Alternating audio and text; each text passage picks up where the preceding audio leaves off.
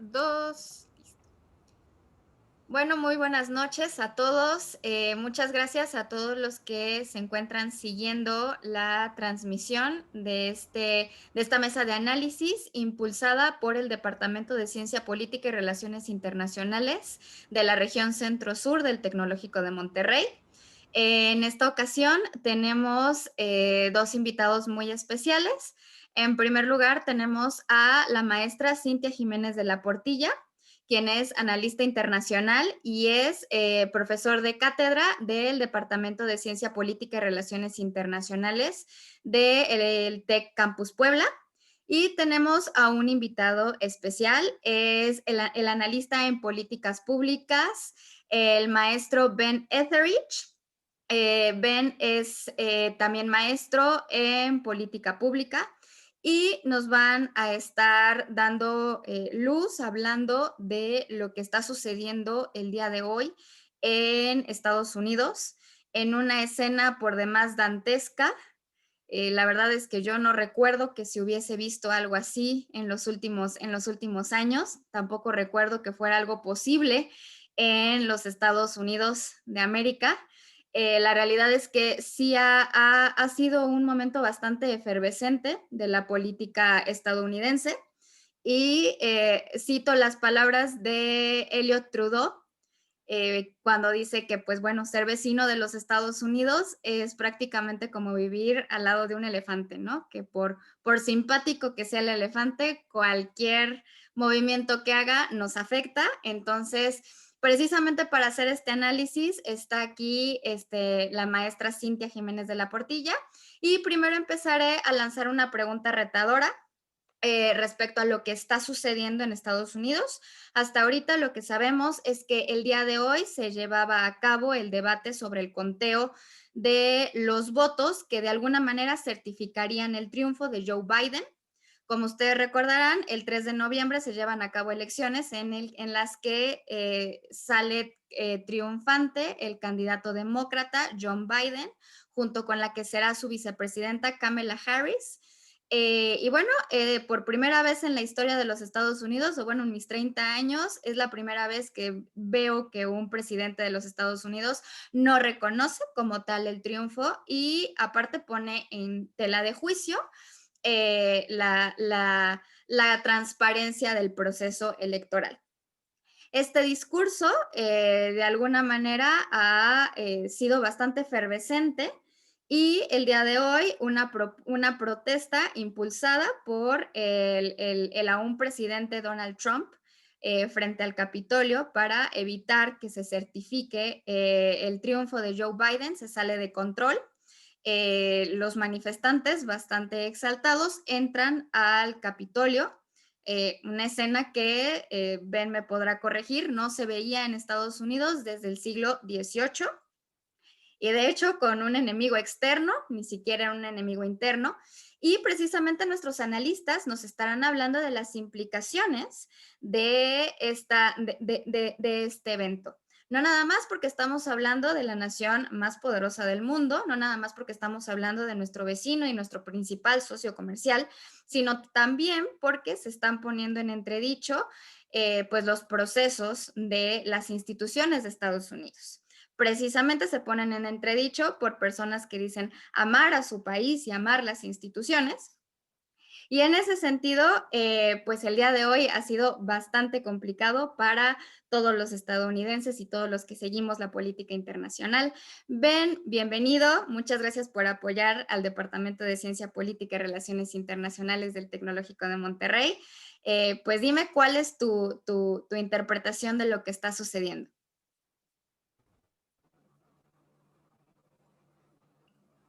Go ahead and translate that just to make sure I got it. Okay. Sure. Cynthia? Yeah, sure.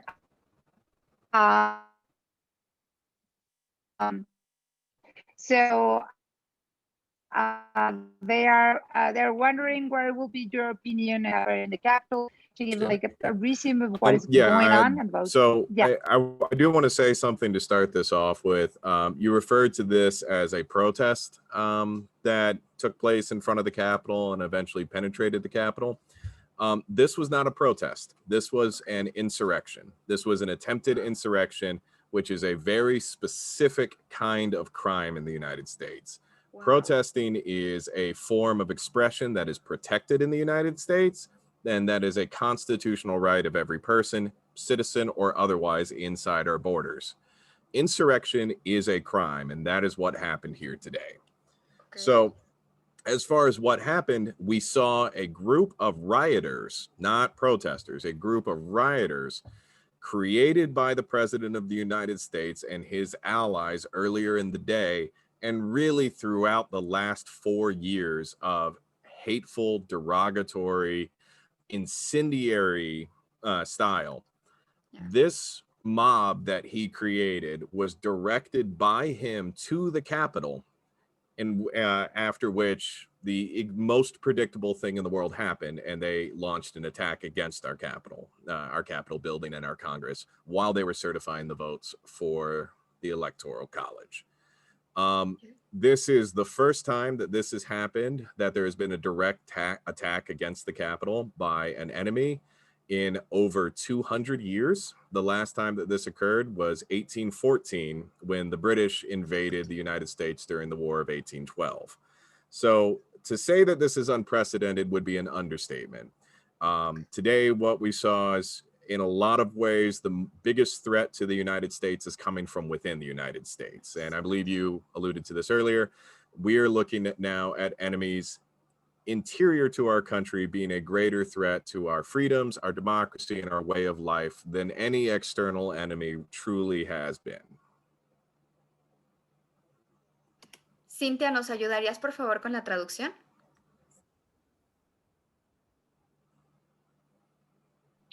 Por supuesto. Pues el maestro nos está diciendo que sería que sí, efectivamente, no es la primera vez que sucedió, que se dio la primera vez en 1814, cuando se estaba en una situación de conflicto con la Gran Bretaña.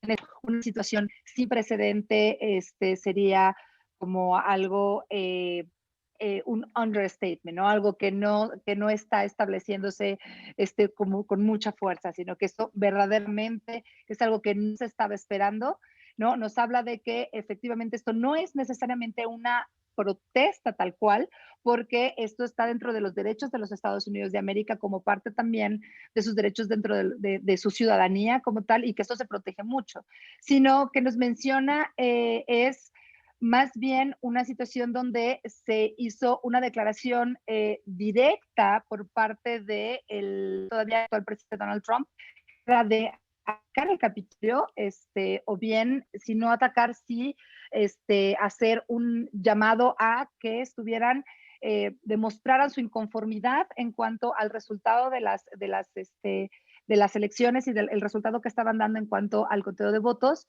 y el resultado final, y que precisamente esta situación estaba pues dejando muy en claro lo que estaba pretendiendo el presidente Trump durante pues ya sus últimos años, que ha demostrado tener una política bastante disruptiva frente a los valores tradicionalmente norteamericanos. Muchísimas gracias, Cintia. Y una pregunta a ambos.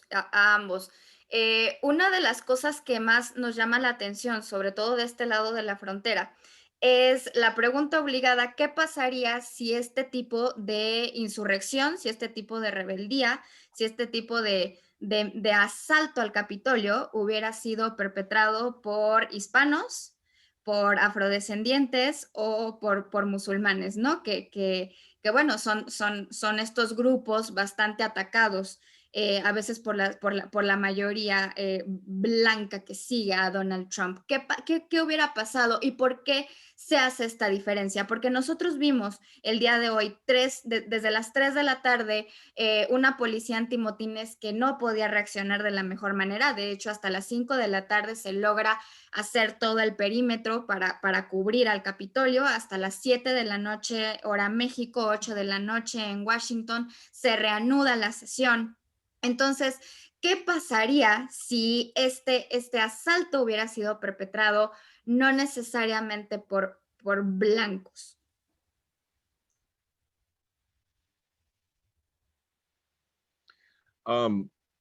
So I'm pretty sure I understood all that question. So the answer I don't think is in a lot of ways, we have plenty of theories, all of which at this point seem perfectly reasonable. It could be that the vast majority of the rioters and rebels today were white. It could also be that that all of them are almost uniformly Trump supporters. I can't tell you exactly which element had a greater influence, but I can tell you that they're so similar to one another that it may not make a difference. In this case, being white, being a Trump supporter, being pro-police, all of this effectively just means the same thing for at this point in our political discourse. Why is there that so to explain why the protesters were treated differently, I can't necessarily, or the rioters were treated differently, I can't necessarily say. I can say that you are 100% correct in that they were treated extremely differently. It's pretty easy to see that difference. When Black Lives Matter and the generalized George Floyd protests began over the summer, we saw attacks against peaceful protesters repeated over and over again. And these, again, were peaceful protesters. We saw it in DC when Capitol Police, Park Police, and federal law enforcement agents were ordered to fire on the crowd with tear gas and rubber bullets. We've saw it repeated constantly in Portland, where escalation into rioting and violence only occurred after police began brutalizing protesters by beating them in the streets with nightsticks, randomly abducting and arresting people off the streets, as well as gassing and firing upon them with rubber bullets. Obviously, there is a big difference here. Black Lives Matter protesters, protesters of color, left-wing protesters are treated much, much differently by the police. Even white protesters who have supported Black Lives Matters and other leftist or justice-oriented causes are declared to be Antifa and violent extremists or terrorists or rebels in their own right. Really, what we saw today was the exact opposite of that. Police around the Capitol building take down barricades to allow these rioters into the Capitol building. We saw them open the doors for these rioters. We saw them taking selfies with these rioters. Clearly, a problem in the United States is that not only do we have disparate treatment of different groups in the US, we have a law enforcement establishment which at this point is effectively an arm of the right-wing movement of the United States. Muchísimas gracias. Thanks a lot, Ben. Cintia, ¿tú qué opinas? Aparte de la traducción, ¿qué opinas respecto a esta diferencia que se puede hacer entre quiénes son los que levantan la mano, ¿no? Y cómo vamos a responder ante este tipo de reacciones populares. Sí, bien, bueno, lo que nos dice el maestro Ben es muy claro que aquí, bueno, definitivamente no se veían o no se estaban tratando en términos de diferencias, sino que se veía una protesta de gente bastante uniforme, como aquel que apoya a Donald Trump, en un sentido inclusive que el trato era bastante diferente de lo que nosotros vimos con movimientos pacíficos anteriores, como, como los movimientos de Black Lives Matter, donde pues a pesar de que eran pacíficos en muchos aspectos, en algunos otros no, habla de la respuesta violenta que se tuvo de parte de los cuerpos policiales. No solamente en eso, sino inclusive, y yo tendría que agregar aquí, en los discursos del mismo presidente Donald Trump, en el cómo se trataban a estos movimientos. Definitivamente, y yo concuerdo con lo que está estableciendo el maestro, si hubiesen sido otro tipo de minorías, el trato hubiera sido completamente distinto. Aquí vemos un trato que, si bien es cierto, bien lo mencionas, estaba sobrepasada la guardia a cargo del Capitolio y que era un movimiento de gente armada.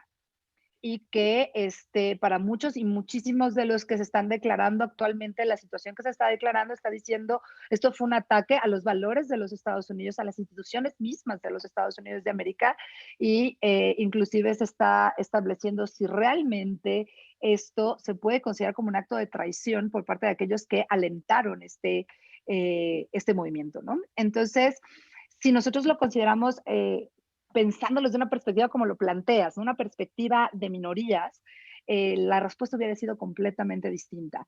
Aquí el presidente de los Estados Unidos en turno, Donald Trump, no quiso hacer llamada a la Guardia Nacional. Sí.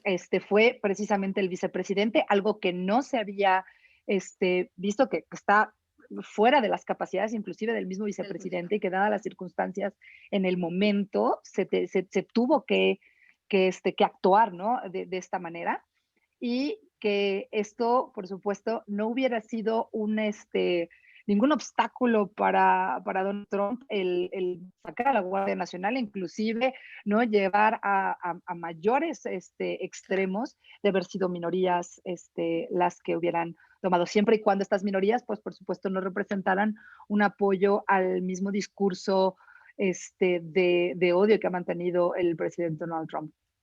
Y qué bueno que lo puntualiza Cintia, porque de hecho, como lo estamos viendo ahorita en tiempo real, haciendo el seguimiento con la votación, pues estamos viendo ya una clara ruptura en el Partido Republicano. Tenemos, pues, republicanos de envergadura teniendo actos de civilidad, ¿no? Apoyo a sus instituciones y de alguna manera condenando lo que pasa el día de hoy. Y en ese sentido le queríamos preguntar al maestro Ben, ¿podría haber una ruptura dentro del Partido Republicano a tal punto de que se pudiera considerar que en un futuro, en lugar de haber dos partidos principales, el demócrata y el republicano, hubiera un tercero? Okay, so this is a question about whether or not there's a viable third party option in the United States, given the development of the Republican Party and how it may fragment.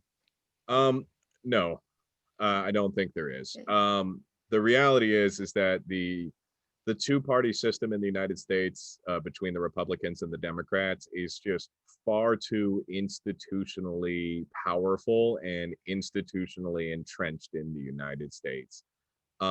For a third party to develop from a fragmentation of the Republican Party, it would require a huge amount of money and time invested to build the activist networks, to build the donor networks, to reach out and recruit candidates, mobilize votes, collect data.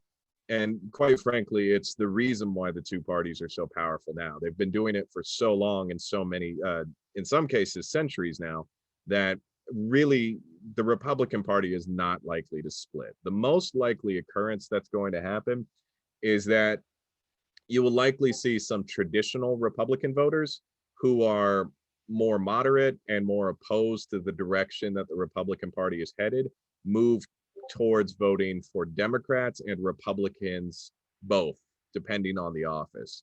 So these more moderate voters are less likely to leave the party entirely, but will no longer support it completely. Okay. That being said, political party is becoming a form of identity in the United States, and Americans are beginning to associate their identity first with their party and less with their nationality, meaning that we are unlikely to see a lot of movement in the partisan or polar environment that we're currently in until people start looking at their parties as less identifying of who they are. Ok. Y en este mismo sentido, Cintia, ahorita me apoyas con la traducción, pero mi pregunta va en función de la primera que acabo de hacer. Y es, ¿puede Donald Trump ser juzgado por lo que acaba de suceder? Porque de hecho, bueno, Twitter fue un gran personaje en este momento. A partir de Twitter, Donald Trump empieza a incendiar a la gente, luego les pide que se regresen a su casa y que todos sean pacíficos.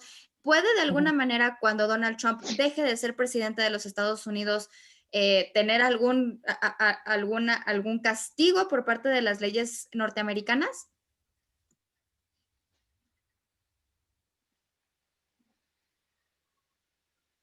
Do you need translation with that? No, I'm thinking about it. So this is a chance. Is Donald Trump potentially going to be punished for criminal violations of the law? Yes. Is Um, there any chance to be punished? There is a very good chance it could happen.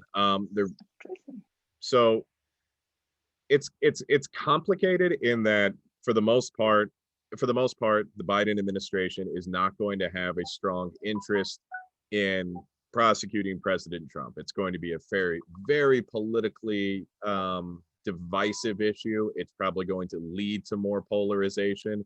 It's going to be a very distracting issue, taking away from the agenda that he wants to pass. And it's going to be an issue that might end up hurting him, especially if Trump is acquitted, in which now this looks like a political persecution rather than a criminal prosecution.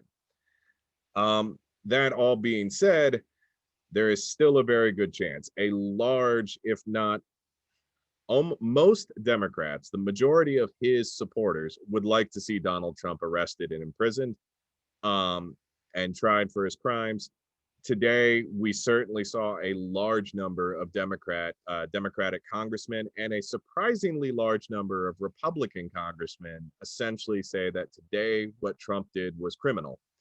So is there a chance? I actually think there is a chance after the events of today. I would not guarantee it or say that it is extremely likely, just given the fact that once Biden assumes office, his goal, his platform will be to leave Trump behind rather than to continuously revisit the Trump era. Cintia, ¿nos apoyas con la traducción? Y paso contigo para hacerte un par de preguntas que nos llegaron por nuestras redes sociales. Claro que sí.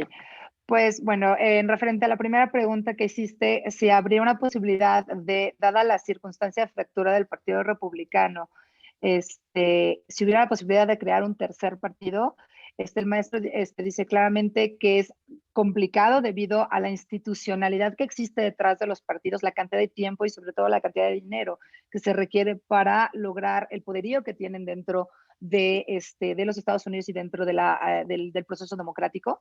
Hay que saber que, por supuesto, la formación de partidos políticos en los Estados Unidos es distinta muy distinta a la que nosotros vivimos, por ejemplo, aquí en México. Y uno de los elementos que declara es el nivel de identidad que existe, sobre todo hoy por hoy, dentro de los Estados Unidos de América, donde gran parte de la identidad del ciudadano americano se define también como parte de pertenecer o ser o apoyar bien a un partido político. Y por lo tanto, el ser republicano, ser demócrata, se vuelve parte misma de la identidad del norteamericano.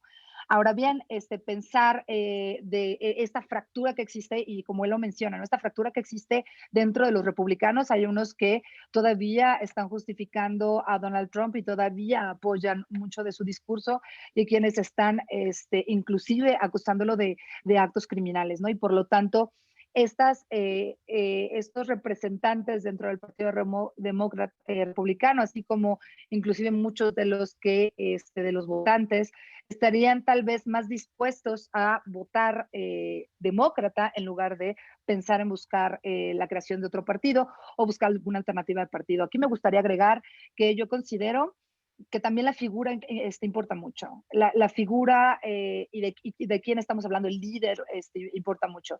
Porque bien tenemos líderes en el Partido Demócrata que, si bien es cierto, no son necesariamente completamente, ¿no?, tirados hacia un lado de la balanza, sino más bien de centro, más bien con algunas tendencias más conservadoras en algunos aspectos, y esto ayudaría mucho a que cierta población republicana, inclusive candidatos, apoyaran a este tipo de líderes, ¿no?, como lo hemos visto en otro tipo de elecciones, sobre todo en elecciones locales o de gobierno de estado, ¿no? Y esto permitiría una cohesión más del establecimiento de estas dos entidades institucionales de partidos. Okay. Sobre la segunda pregunta que tú mencionabas,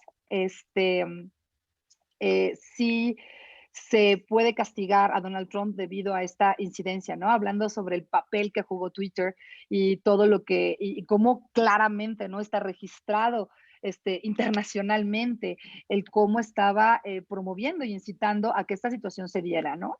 Y esta situación, pues bueno, lo que nosotros estamos viendo es que sí, efectivamente, y muy probablemente, ¿no? Se le pueda llegar a castigar. Sin embargo, nos dice el maestro, con mucha dificultad podemos ver a una presidencia de Biden tratando de buscar llevarlo a ser castigado, porque se vería más como una persecución política en lugar de como un cargo de castigo criminal, ¿no? Que es lo que se podría llevar a cabo. Habría muchos de aquellos que apoyaron a Biden y muchos dentro del gobierno que quisieran ver a Donald Trump pagar por esta situación y por algunas otras que han considerado terribles dentro de su actuar frente al gobierno y representando a los Estados Unidos de América. Sin embargo, esto sí distraería, y concuerdo con el maestro completamente, a, eh, a la visión que tiene el presidente electo Biden para desarrollar ya una política distinta, buscar más bien cuestionar, conciliar a la población y dejar atrás a Donald Trump, ¿no? Dejar atrás a Donald Trump y todas sus políticas. Y bueno, esto yo concuerdo con él. Yo creo que esto sería el mejor camino para el presidente electo, y sin embargo, pues yo creo que habría que ver, ¿no? Si es que no terminan cediendo ante la misma presión de aquellos que lo apoyaron y están dentro del gobierno. Claro. I would like to add one Yeah, thing onto sure. this idea too. Sure, I'm sorry. It's just too when we talk about the potential consequences that Donald Trump might be experiencing here. Tonight has changed things more than just the criminal implications of it. We've revived discussion of impeachment, despite the fact that he only has 2 weeks left in office. We've sort of seen the amount of damage that he can do in 2 weeks, and impeachment is now being very seriously considered. So is invoking the 25th Amendment. And actually, today, it was just a few hours ago, it was reported on the news that, again, Trump's own cabinet is now meeting informally to discuss the possibility of invoking the 25th Amendment and removing the president from office for his last 2 weeks without actually having to impeach him through Congress. Voy a traducir rápidamente Sí, lo adelante, que sí. está agregando el maestro, que es muy, muy interesante. Nos está hablando de que a pesar de que le quedan solamente 2 semanas, se volvió a la escena este proceso de poderlo sacar bajo un proceso legal, el impeachment, a Donald Trump de la presidencia, inclusive teniendo tan pocos días dentro de la presidencia, dado el daño que puede causar. Así como su gabinete, que se está reuniendo informalmente, hace unas horas lo declararon para declarar tal vez, o ver la posibilidad de declarar y ampararse en la enmienda 25, que lo que está buscando es pues declarar que el presidente no es capaz mentalmente de continuar representando a los Estados Unidos de América como presidente, que eso es a lo que se refiere la enmienda, ¿no? A hablar de su incapacidad de sanidad mental.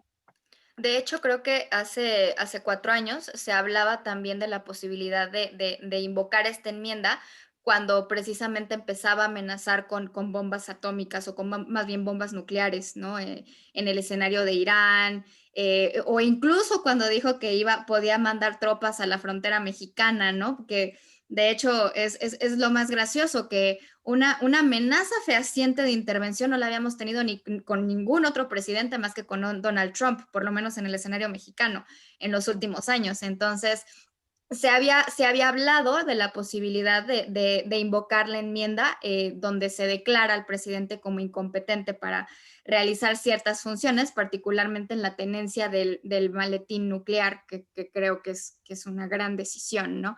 Y precisamente en ese sentido, Cintia, las últimas Claro. 2 preguntas ya para concluir, las tengo para ti precisamente porque nos hablan de México y de cómo este escenario, esta coyuntura que está sucediendo en Estados Unidos va a afectar el de por sí convulsionado escenario 4T pandémico que está viviendo México en este momento. ¿Cuáles crees que sean algunas de las implicaciones en la política doméstica respecto a lo que está sucediendo en Estados Unidos?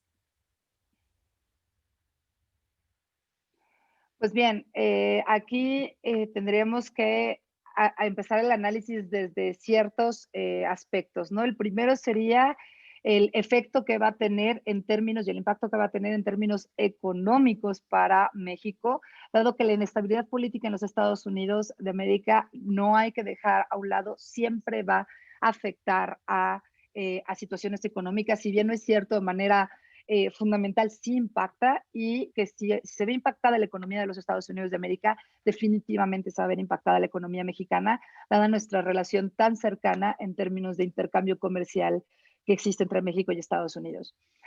Por otro lado, esto pues ya complicaría el de por sí escenario que ya presentaste, bastante complejo, ¿no? La tan polémica 4T, la situación del manejo de la pandemia, los escándalos que se están dando en términos de la vacuna y el manejo de la vacuna, toda esta situación viene a complicarlo. Eh, si estamos pensando en una situación como ejemplo, ¿no? Que me parece que un poco la pregunta va con esa textura, decir, bueno, ¿será que en algún momento pareciera que pudiéramos tener una respuesta? Pues, primero esperamos que no, una situación así sería catastrófica para la estabilidad política y económica y social del país. Sin embargo, pues no hay que descartar la tensión que se vive, ¿no? La tensión que se vive no solamente en México, sino en varios países en América Latina. Se vive una tensión fuerte em, de hartazgo frente a las instituciones políticas y la falta de resolución que se vive a situaciones que se vienen arrastrando desde hace mucho tiempo y que la pandemia simplemente agravó, ¿no? La falta de confianza que se le tiene a instituciones de gobierno, los niveles de inseguridad que se viven, las dificultades económicas, el gran rezago y las grandes brechas que se viven entre sectores de cierto nivel económico, ¿no? Sectores con más poder adquisitivo y sectores pobres, ¿no? El aumento de porcentajes de pobreza y todo lo que conlleva, ¿no? A crimen organizado, situaciones de seguridad, toda esta situación que se viene arrastrando desde hace muchísimos años y que en pandemia se está recrudeciendo muy claramente y que los gobiernos están resultando completamente incapaces de dar una solución contundente, de dar una solución que se considere eficaz, más allá de si es o no es la mejor de las soluciones y las mejores políticas, definitivamente la población no la está percibiendo como eficiente y como una solución a largo plazo, como una solución con una planificación estratégica clara. Y esto, pues por supuesto, con un ejemplo como el que está dando los Estados Unidos de América ahorita, pues sí eh, presenta una posibilidad. Yo no estoy diciendo que esto pueda llegar a suceder aquí en México, como te digo, probablemente no, y esperemos que no suceda. Sin embargo, no hay que eliminar al 100% esta posibilidad, dada las circunstancias de tensión que se viven. Claro. Híjole, pues la verdad el tema nos podría dar para mucho, pero bueno, ya quedan 6 horas de votación, me parece, entonces creo que hay que seguirlas porque es muy importante para todos nosotros. Y pues bueno, yo como pequeña conclusión, creo que me quedo con lo que dices, Cintia, de esta posibilidad, pero también existe la posibilidad de que tomemos como ejemplo el respeto a las instituciones, ¿no? Y esto creo que es muy valioso de lo que está sucediendo en Estados Unidos, que incluso los mismos republicanos defienden sus instituciones y defienden la solidez de las mismas. Veía un análisis y decía, bueno, es que amar a tu país también implica respetar sus instituciones. Y creo que eso nos hace mucha falta también aquí en México. Les agradezco mucho, thanks a lot, Master Ben, muchísimas gracias, Cintia. Y pues recuerden que este análisis será transmitido en las redes sociales del Tecnológico de Monterrey Campus Puebla, así como de las redes sociales de Relaciones Internacionales del Tecnológico de Monterrey Campus Puebla. Les agradezco mucho a ambos y que tengan muy buena noche todos ustedes. Muchas gracias.